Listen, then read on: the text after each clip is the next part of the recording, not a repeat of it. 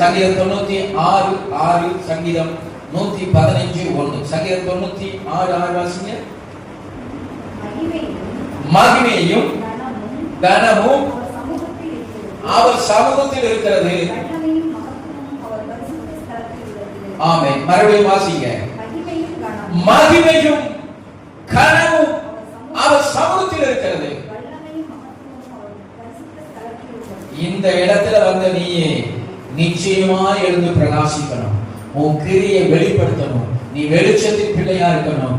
உன்னுடைய மகனே பிரகாசிக்கணும். இப்ப இந்த வசனத்தை எல்லாம் கோட் பண்ணி கரெக்டா நம்ம ஆரம்பிச்சதை வாசிக்கலாம். இப்ப சொல்றேன், எலும்பி பிரகாசி, உன் மகிமை வந்தது. ஏன்னா எலும்பி பிரகாசி, நீ வெளிச்சத்தின் பிள்ளை, நீ பிரகாசிக்கணும்.